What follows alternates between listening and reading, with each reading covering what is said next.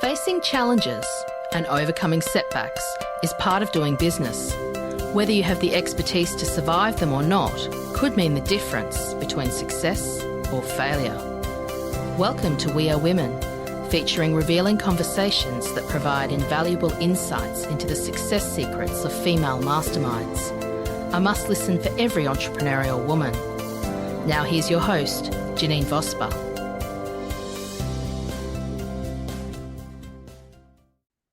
Good morning, good evening, wherever you are in the world. It's Janine Vosper here with the We Are Women podcast. Thank you so much for joining me today. I am talking about being somewhere in the world, a different time zone. I have Lana Kars. Lana is in New York. So evening for her, morning for me. And I'm going to look forward to this conversation, a little bit different than a lot of the other conversations that we have. A little bit about Lana, but we're going to learn a lot more. She is the owner of Russian Nails, and she was born in, can you pronounce that please, Lana? It's Yekaterinburg. There we go, Yekaterinburg. I got it sort of right. Yeah, it is. And Great. made the transformative move to New York in 2016. Her professional journey took root in graphic design, yet a yearning for new horizons propelled her forward to a past filled with limitless possibilities. So very short intro. We're going to learn a lot more. Welcome, Lana. Hi, thank you so much for having me. And good morning to you. Good morning. Yeah. Just before we came on, we had a little discussion about my time and the visits I've had to New York. I'm not usually, I love cities, but there are a couple of cities around the world that I've been to, and New York is definitely one of them. I think it just has a buzz about it that is different than just a busy city. It's amazing, isn't it? It is amazing, and I'm so happy to hear compliments and not the opposite thing, because you can ask someone, how was it? How was your trip? And they would be, oh my God, it was too crowded. It was too much for me. And I understand them, and I am thankful to you for all the compliments, because I hate and love this city at the same moment, and it is different emotions every day in the city, but I do live here for almost 8 years now. Okay, I can understand both of those comments. It's such a, and I think, you know what I found when I went to New York, I recognized so many of the places. So the first time I went there, I went, oh, I know that place. And I realized because it's just on so many movies and TV that everything's familiar. Yeah, I understand the same. When I just came in 2016, I was walking and thinking, I am in the movie. What is going on? Is it real? And I was turning around, and all the yellow cups and all the beautiful, buildings and the people, everything looks the same as all the movies that I've seen in my teenage years. Yeah. I agree. It is. It's a familiar. It's sort of, and I'm not sure about you, but we're both coming from different countries into it. This felt like a comfortable going home. And it's a very weird feeling going into a place like that. That's amazing. Probably you're the word person. In Russian, we say it, like if you can live in any place where you travel to, because I felt New York as home. I think after 3 or 4 years, after living in New York and finding my place and finding my pace and people. Yeah. Yes. And that's an important factor, is finding people also. Yes. I'm always fascinated by people and talk, while we're on this topic, that pick up from one country and move to another country. And saying that, I felt comfortable being there and it was home. I love travel and have traveled extensively, but there's always that, there's no way I would probably ever move out of where I live in Southeast Queensland. It's got family, it's got the weather, it's beautiful. But it's that this has fascinated me all the time, is people who pick up from one country and move somewhere else. Was there a catalyst for you, or what was it? Yeah. So unfortunately, as I see through my life, all these huge changes only happen when something bad or something is pushing you forward. So I moved and I left my home country and my family just because the Russian government. I'm a lesbian and it's illegal to be LGBTQ people in Russia. You can end up in prison, and up to these days, unfortunately, it's just getting worse. But that decision is just changed my life, and I'm happy I did it.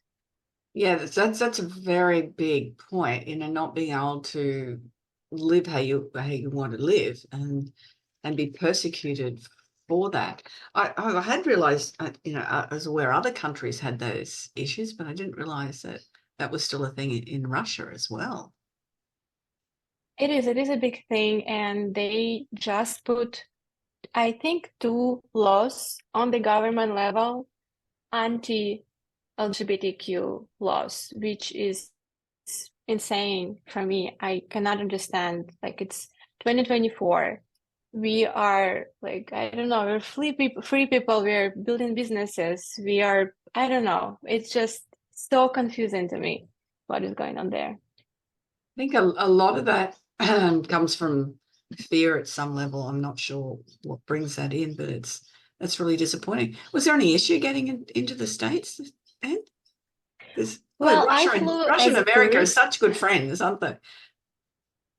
Well, I don't know if they are still. There's a lot has changed from 2016, and I'll be honest, I'm not into the politics a lot. I just, here and there. Mm. But I flew here as a tourist, and I just stayed with my ex-wife. There was a plan, but we did cheat a little, Yeah. in It's not many Americans this. listen to this anyway, Lana, so we're all good. No, that's okay now. Uh, This is if you see the goal, you'll find the solution or the way how to get it. And there was a huge goal. Yeah, I love that. It's finding those solutions. And so there's, 2 great points that you've already brought up, and I'm sure that we'll be able to expand on those. But one is, if there's a challenge, then that's sometimes a good opportunity to change or be a catalyst for change. Absolutely. And then, that if something happens, you find a solution for it as well. Absolutely. Yeah, and it's your choice. What I like about life is that you can have a challenge, a problem, an issue, I don't know, a question in your life, and you can sit still, look to it, and be disappointed and be stressed out and lose a lot of energy. Or you can stand up and take the first step, and there you go. There is no issue anymore, and it's always in your hands. Yes, and sometimes that just needs to be a little first step, and then once you're starting moving forward, it's a lot easier to keep that momentum going. I absolutely love that. Now, when I received your information, it said that you are dedicated to enhancing the beauty of New York's remarkable women. What does that mean? This is beautiful language. Probably one of my colleagues written that, but I think women's confidentiality itself, it's like a list of tiny, tiny things. Is your hair done? How is your roots? Are they fresh? I don't know. How is your makeup? You want to go and change it? Like, do you want to iron your basic white t-shirt? And then, do you have your freshly done nails? Mm-hmm. And this is where I found my passion in nails, because back in my country, also in Ukraine, all the Soviet Union countries, we are crazy about beauty, and you probably understand why, because women should look great. But then you remove should, and I want to feel them greater. And yeah, this is what it is about, I think. Yeah, and look, I really, really understand that. And it's not a pretentious thing. It's not something that's superficial. It can be, that can be part of it. But I found that I think sometimes that the beauty from the outside will resonate inside, and then inside will resonate outside as well. I love it. Yeah, I love it because you see them and yep, sorry. no, it's beauty is, for me, you know, I can see people, you'd see a lot of that on reality TV shows as well, and that you'd go, oh my goodness me, it's not real. But when you're seeing real beauty, it's a very different thing. I see. Yeah, I see what you're saying. And yeah, all the filters, all the makeup, everything that I don't know, all the TV shows that you're talking about, Instagram, right? And you Yeah. see all this photoshopped beauty. And I think I can confidently say that I hate it because I like some makeup, yeah, but just to boost your confidence, not to cover who you are, right? And when you're on Instagram, I'm there every day. This is kind of part of my job now. Because again, it's 2024, but I would never use filters. I would never suggest doing that to any woman because we are beautiful and we do forget it because I don't know, we just listen. Yeah, absolutely, and it all counts. And I run retreats and personal branding retreats, and with a stylist and a photographer, and I help people with their story.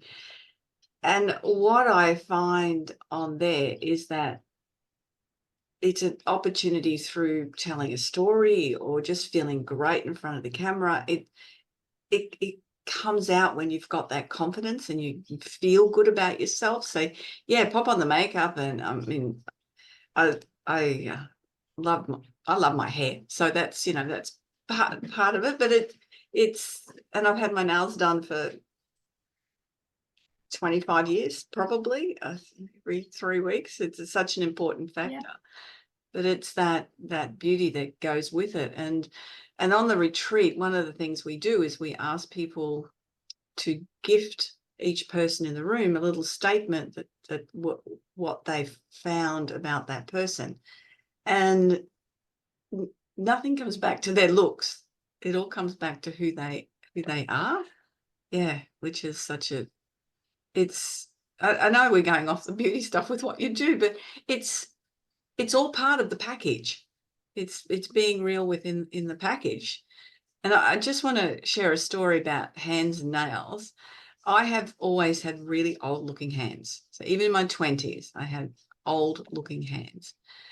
And it's been one of those things that just, and when I was much younger, I used to bite my fingernails as well. I started getting the nails done many, many years after stopping biting nails, but they never looked right.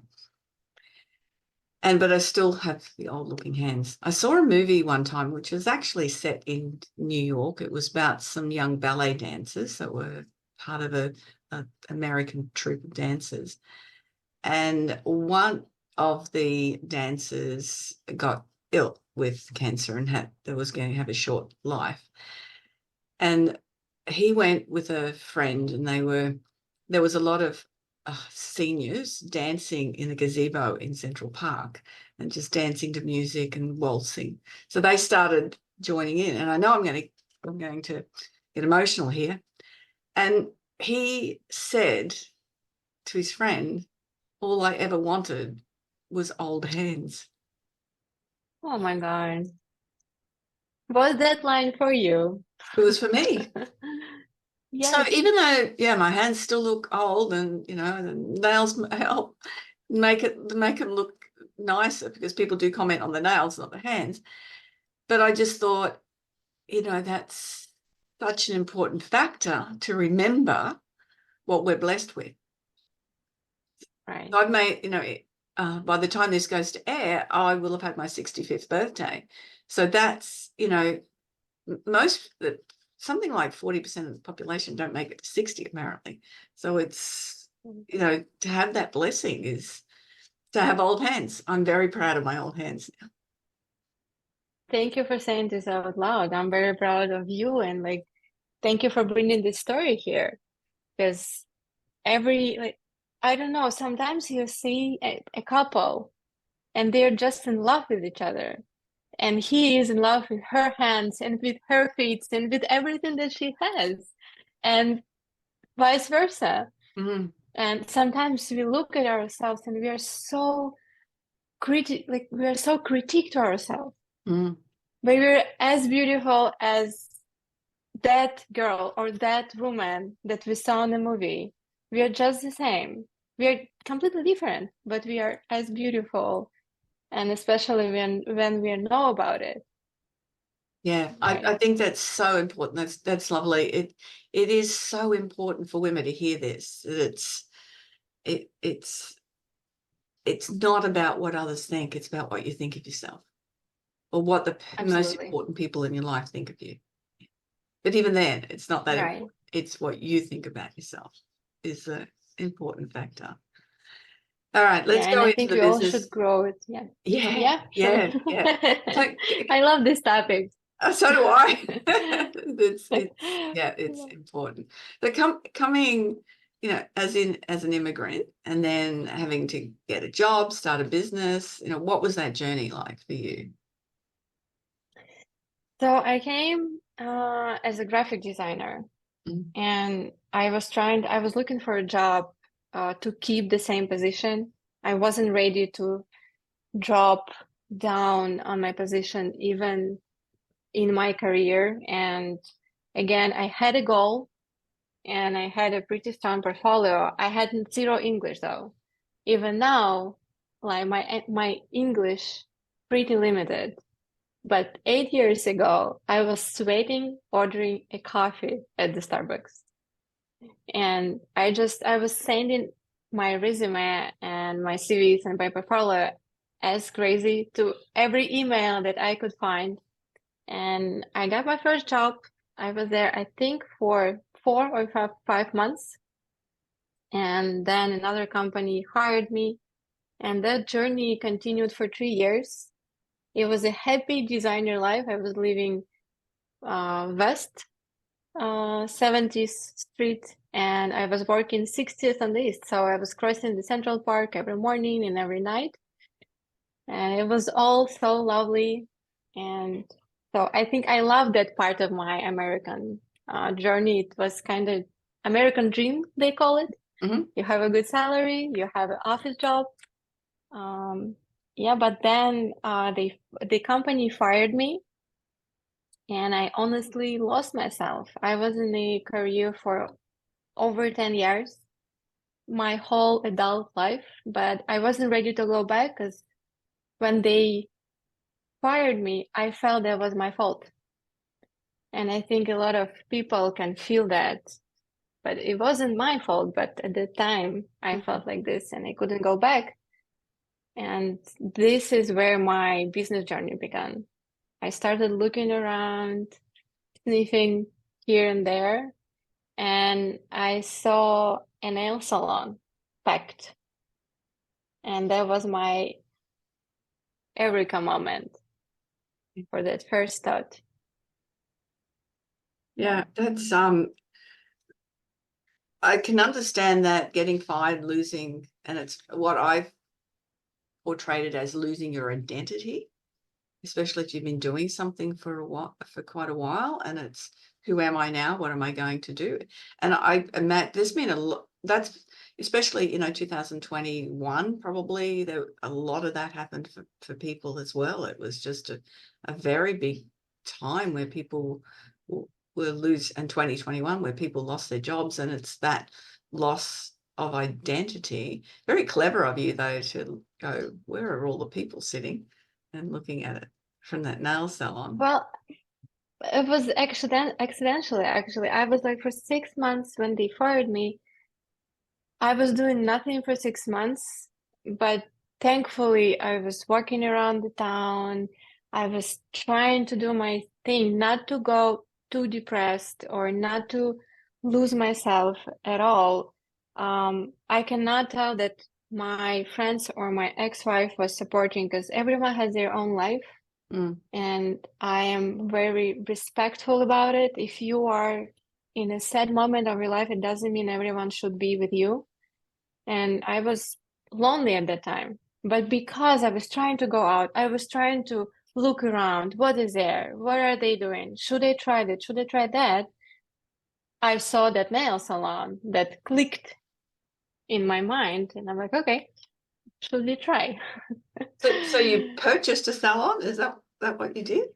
No, I didn't purchase any salons. I saw that salon packed with people, and I thought they are doing their job not as great as in our country. And I called my friend. She has a photo studio. She had it, I don't know how about now, in downtown Manhattan. I called her and I said, can you please rent me a corner in your photo studio? I'm gonna do a business test. I'm gonna put a table, a girl who is doing nails, and I'm gonna bring few clients if I can. And if it works, I'll start a business. If not, at least I tried. Yeah. And I did that, and it worked out. And after that worked out, we did it for 3 days. I was bringing clients, friends of friends did manicure, and the next stage was I learned the manicure itself because I knew that I should be an advocate for my team, for my nail technicians, and for the customer. And so I learned the technique. I did nails for myself, by myself for 4 months. And after that, I opened a tiny studio. It was now 4 years ago. And now it is 2 salons with a good number of revenue yearly and a lot of people working for me. Most of them are also women, immigrants from different countries, which I am very proud of. Yeah, that's wonderful. So it's that, oh, here I am going to take a risk, but it was a very smart way to take a risk. I mean, and paying for real estate in Manhattan would have been crazy, wouldn't it? Crazy. So that's a clever way to do it and have that contact. What's the difference between Russian nails and other nails? Thank you for your question. There is out there a few different techniques. I think there's Japanese, something else. Russian technique is an e-file technique. So we never use water. We use e-file machine to clean your cuticle, and it looks clean and nice and shiny. And then we prepare the nail plate that way that your gel manicure, the way how we apply it, is gonna look nice, great, and as brand new for from 3 to 4 weeks. Yeah, that sounds very So you come in once a how my month. tech does it. And as I've said, I've had the same technician who had her own place and now works from home for 25 plus years or something. So that's amazing. yeah, but it is. She found her technique. Yeah, great. Yeah. Now I was wondering when I originally read your bio, going, oh, what's a Russian nail? So, but is that something that, because it's that process, do you think what's attracted clients to? I think in the New York City, people are crazy about their time. And when I say you'll be at my place for 1.5 hours once a month, and the whole 4 weeks, you're gonna have beautifully done nails, and you'll never think about any chip or anything wrong about your nails. This is what is the value for them. Yeah. And also like the service and how we do it.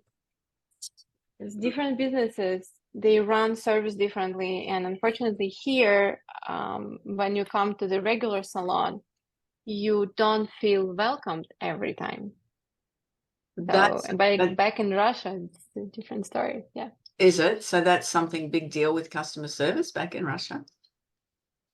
I believe so. We have a big restaurant industry and beauty industry, and the competition is super high there. So we have to keep the level. That's a really important point, and that's a very important point for anybody in any sort of business, is You can get a bit slack if you don't have competition and things seem a little bit easy.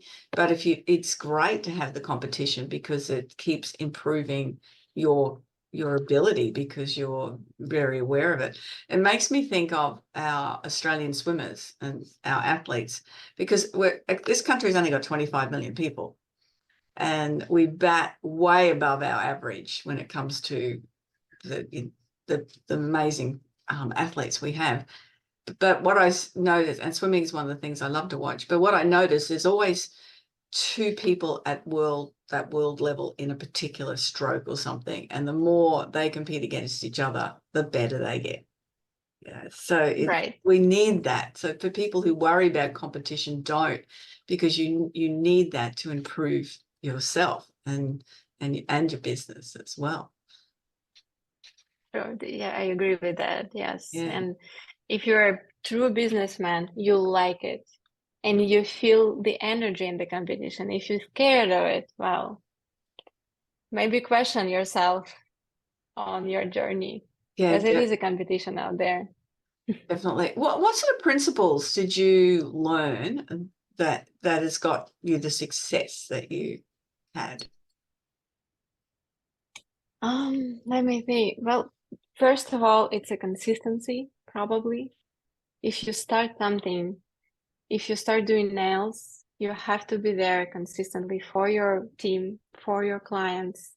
Never let them down. If she scheduled a manicure, it might be for a big reason. It might not, but you should be there and you should deliver the greatest manicure of your life to every customer. And consistency with your team. If you have a team, you should do your best with the salaries, with the scheduling, with everything, with the transparency. So I think consistency is the number one in every part of our life, business, sport, relationship, with everything. What else? I think passion. If you are not passionate about your business, and this is I found in a hard way because I launched few more projects and some of them weren't successful. And what I found out after a year after, or maybe like some time when I was thinking about it, analyzing, what I found out that I wasn't passionate about it. I just saw some money in there. I saw some gap market and I'm like, okay, I think I should be good at it. And no, you're ending up with almost nothing or, losing sometimes. So passion is a big ingredient for a success. And so if you're passionate, if you can be consistent with what you're doing, I do think people will follow you and you'll find your team and you'll find your customer. They're two extremely good points. And I think that's an important factor is that passion or that why. What is it that you're doing? Why you get up to do it each day? What it is that motivates you to do it? For you, it's not. I imagine I'm maybe putting words in your mouth. It's not sitting there doing nails. That's not the passion. The passion is the business, the people, the staff, or creating all of that. Would I be right? You're right. And, when I started, a lot of my friends and ex-colleagues were thinking that I wanted to be number one nail technician in New York City, but it was completely false. My goal was to become a number one nail salon chain, like a business that will be in a line. Where do you do nails? A Russian nail. And I think you will find your passion on the path. Sometimes you like the idea, but you don't feel that in yourself yet. But once you're there, once you hire the first people, once you see a happy face of your client, how she just light up with that freshly done nails, you find your passion. My passion is with my team. When I see 50 women on my morning meeting, I having goosebumps. I love it and I want to grow it. I love my customers, Mhm. but I was always there for my team. Yeah, This is my passion. that's incredible. So that's 50 staff you've got across 2 stores. I think more. We have some of the employees online working remotely from different countries. Mhm. But yeah, it is about this number in our group chat. Yeah, that's incredible. And how did you go when they shut New York down?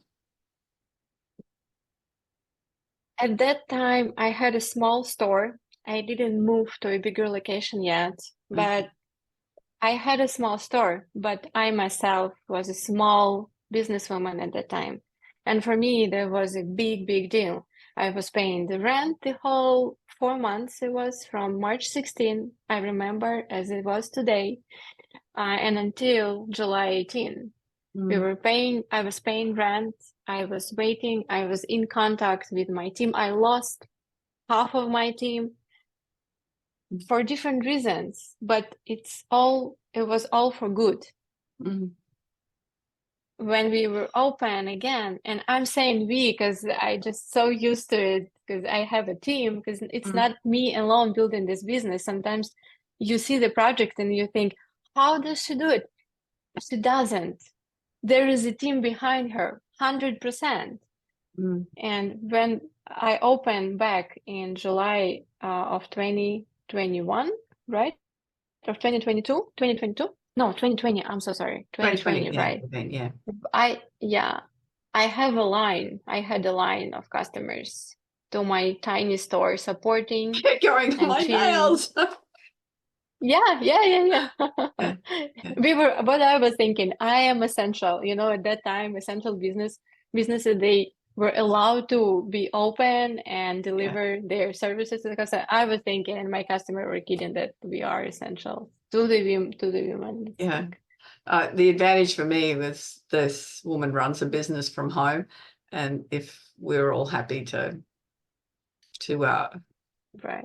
go there, then we only had 30 days here in Brisbane, which was not too bad. Then we could move around a bit more. But Melbourne, which is another city in Australia, it's the most locked down city in the world. They had 180 days of something on and off. It was horrendous for them. Yeah. And that's the thing is, a lot of business failed during that time. As you said, it's really tough. What do you think was your biggest learning in business from that you can, as much as you could prepare for it now, but what do you think would help you if anything happened like that again? Maybe I'll be repeating myself, but I think for everyone who is thinking of starting a business or maybe struggling now with a small project, I think it's really important to understand that there is a lot of challenges await you. And in every business, there is a lot of challenges. There is IRS is looking for you, and they will come with an audit. And I had them as a guest. It wasn't pleasant experience. People like your team, there's hiring and firing, and there's a lot of challenges. And I think if I would act based on my inspiration, I would be never at this point. I was acting with a plan. It doesn't matter if I wake up with a happy face or with a sadness because it's rainy outside for second months and it's New York and it's fall.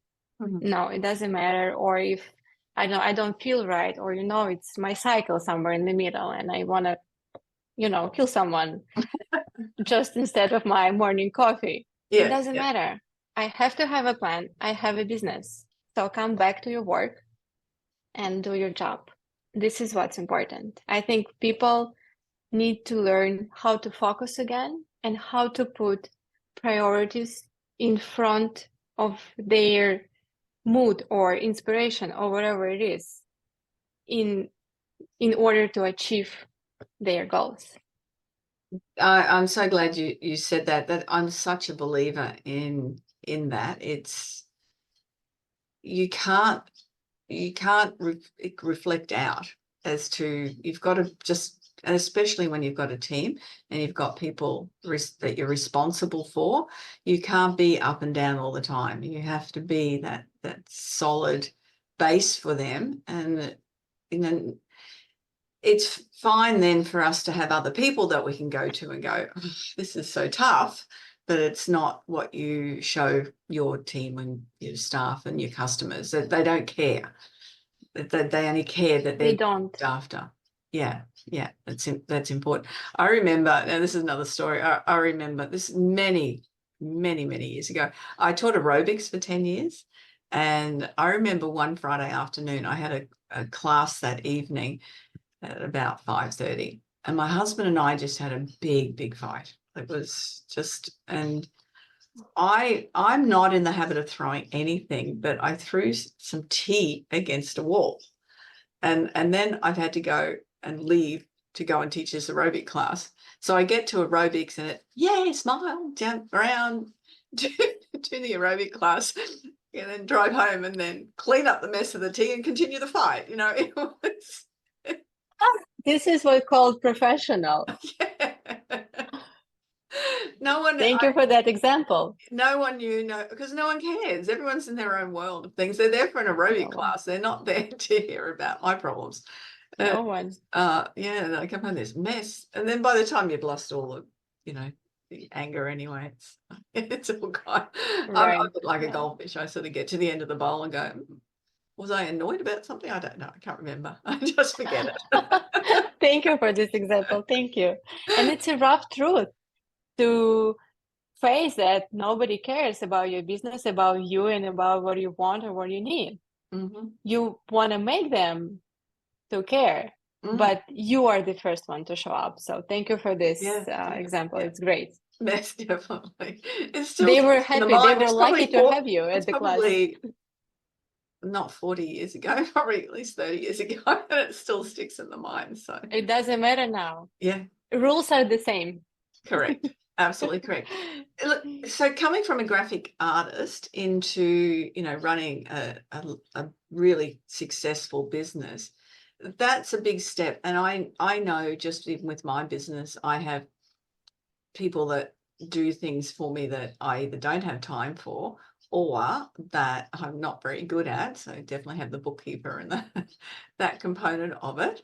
So was that, what was your learning along the way with that, being able to let go of things and get other people to assist with it? Of letting go? Can you so letting go of, so for example, I have someone that does a fair bit of my social media, not all of it, but she's a virtual assistant from the Philippines, and I have, after a couple of years now particularly, but I gave a good instruction and she's really evolved. I just don't even monitor what she does because I know it's going to be what I want, or I know that one of the things I really dislike doing, and I still have to, do something once a month, but is my accounting. And so I have a bookkeeper doing that. That's what I mean. There's certain things that you're obviously, as a graphic artist, you're a creative, whereas sitting down doing the books is that, that's a different space. So letting go of those type of things, is that something that you found easy, or do you recommend that people do that? To let go of their finances and the things that you're not good, the things you're not good at, probably, Lana. I see. Thank you. Well, if you're not good at something, I like how you solve that thing. You hired a professional accountant. I'm doing the same thing. Another question that I would ask myself, can I read her reports and understand fully what is going on there? Because what I see often in the business world, women would hire someone, accountant, a social media manager, I don't know, a photographer, and they would say, go and do this task for me. And they don't know, and they don't pay attention to how do they ask for the thing to happen. What do you really want? What is the goal? What is the deliverables, right? And then when she has that report from her accountant, she's like, okay, looks good. Is it? Mm. My question, do you understand what you see? Because I am now taking a business accounting class here in the United States, because back in Russia it's different. Moreover, when I flee Russia, I was 24. I didn't care about any of this. And now I have to teach myself. I have to take myself, sit, and say, Lana, I know it's a boring stuff. But another thing, once I learned a lot of stuff about accounting, about money in your business, in my business, I found another passion. Because it's interesting and it's crazy how you can work with your money. How can you turn it your way or other way? Because you can have a revenue of 10 million, 20 million, but by the end of the year, your salary will be zero, or it'll be a few million also. And this is your work, not your accountants. Because again, accountants doesn't matter, but like don't care, right? Yeah, there's a few points in there that's so important. One is, yes, learning how to do things. And it's, so for me, for the bookkeeping and that, I reconcile everything at the end of the month, so I'm aware of what's happening. But anything else after that, just push it away. It's also, for me to do things on my website, in the back of the website, I do a lot of posting and obviously putting up podcasts. And I like to do all that myself. And there's other components I like to do myself. So I learn how to do each of those things, which means then when I'm working with my clients, when something basic comes up, that I understand how to get the best out of SEO and those type of things, and can look at a WordPress site to assist them, but not as an expert. But it's all those components. I think that, and yes, I totally agree. I said I hand it off to my VA. The stuff that she does is fairly basic, so it's simple. But you really have to be aware of what's happening in your business. I think that's a really good point, is being very aware and getting some skills on things so you can be aware of it. It's such an important aspect. Right. Yeah. And especially when you're, so if you're scaling up a business, what sort of strategies or what ideas can you suggest that would be of use? On how to scale a business? Yeah. Well, it's such a big question. I think the number one thing that I will make sure before going US-wide, for example, I want to make sure that the system that I have works perfectly without me there. And the system should be put down on the paper, in the books, so I can give it to a good manager, I'm not telling you to give it to anyone, right? But to a good manager, and she can read it through and make the same one in any city location that I decided to, for example. So before scaling or to scale, make sure that your system is working and you can project things, right? Because now if you ask me what is the revenue for 2027, I will need 20 minutes to give you the answer, but I will have it on my hands. And it doesn't matter, like I cannot project lockdowns anymore, but I know how it's gonna look. A regular winter, I know how it's gonna look. So having these two things, I think you can go and you can scale. And another part of it, I think, is psychological. It's what's stopping me sometimes, and I catch myself in it. to go and scale, well, first of all, scaling means different things for every person, because when I say scale, I imagine 30 to 50 salons US wide. Maybe for someone, scaling is to hire that first employee, but again, the same thing. Make sure you know what to do. Write down how do you want them to do it, and teach someone. And after that, don't forget to control that. And do it again. It doesn't matter, do you have 1 employee, 50 employee, or 150 employee. You're just gonna have put manager on top of them and manager on top of them, and that's it. I think it's pretty easy, but at the same time, it is complex. So yeah, it is, and I totally agree. Putting systems in place, and that's something that a lot of people don't do. And I think I've reminded people on podcasts more than once, if you're doing something more than once, then you need to have a system for it. And that's actually something I do with my VA, as I had a full list of instructions for absolutely everything and how it was done and how they might have access to everything. And so when I put her on, I was able to go, here you go, and hand everything to her. So that was it. And people often think, it takes time to put systems in place, but once the systems are in place, they're in place, aren't they? You only have to write one manual. No, you only have to do it once. Thank you for saying that. Yeah, it is such an important factor. And you mentioned that psychological part, and this is something that I see a lot, and I think it holds a lot of people back, is who am I to think I can do this? Yeah, and I think you should really put on scale yourself as a woman, mother, sister, whoever you feel today is number one. And on the other side, yourself as a businesswoman.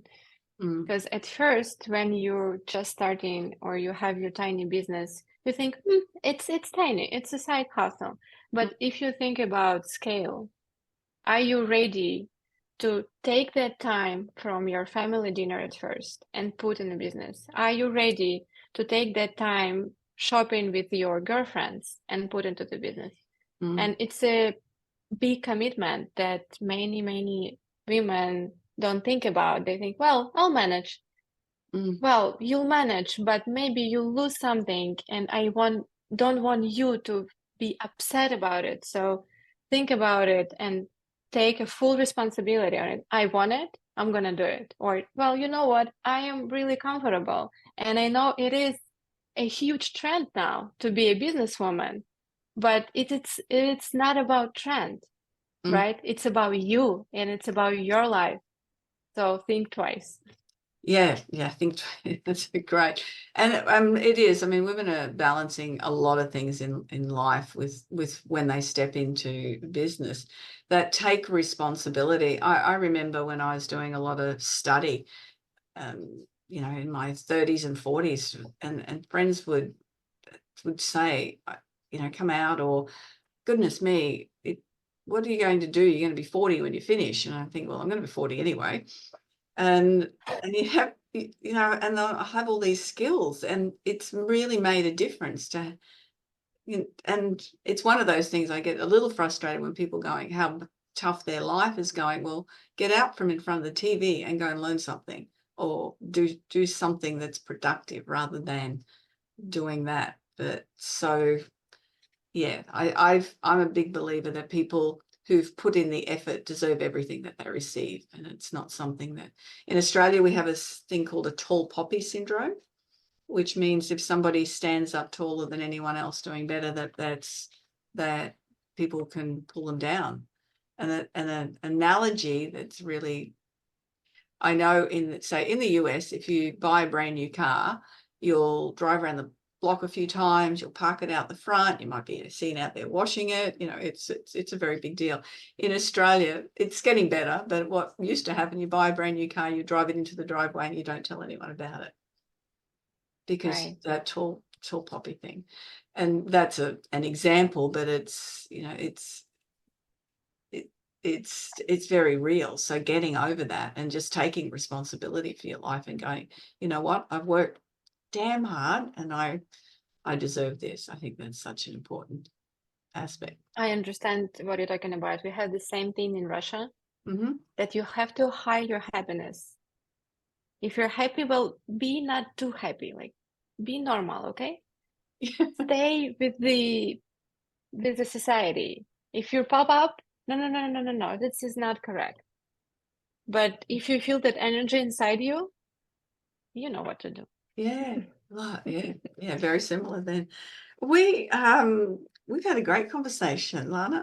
It's been so much fun. We've covered so many areas. If you want to give some takeaway points for the listeners, what would be the 3 takeaway points? Oh, you are so great at this resume, but it's thank you for having me, first of all.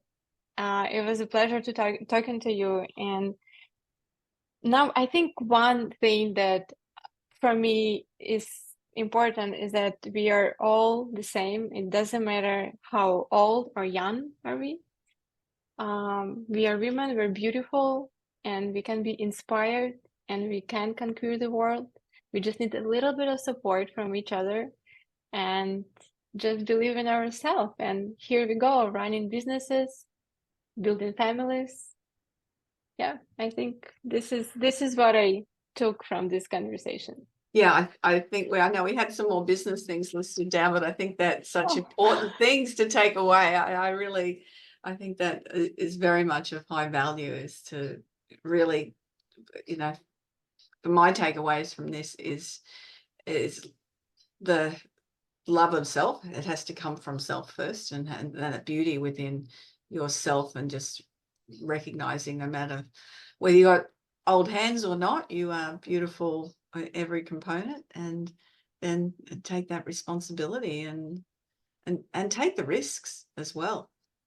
That's definitely something that I also got. And I also got that find a solution. There's a solution out there for everything.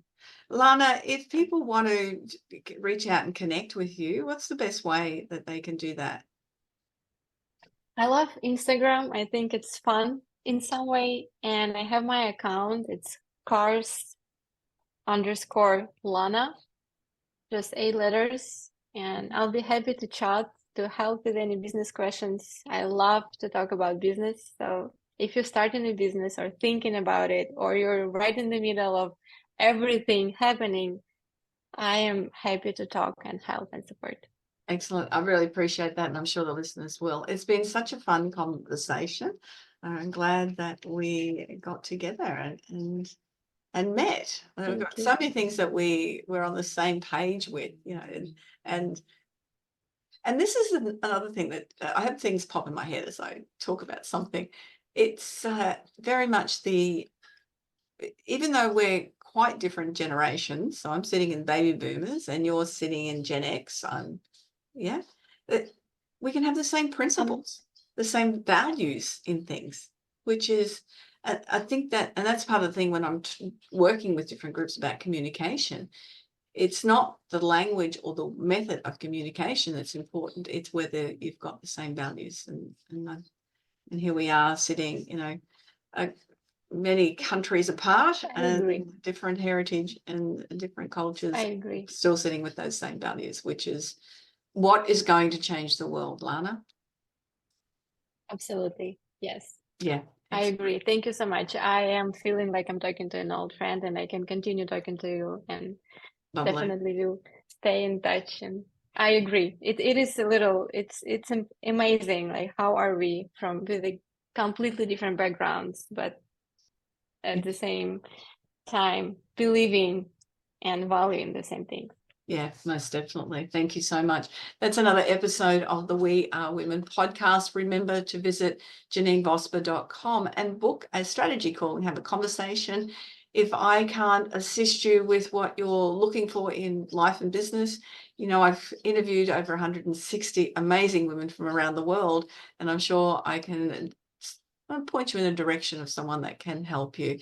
Have a fabulous day, week, month, year, lifetime. I look forward to you joining me next time on the We Are Women podcast. Bye-bye for now.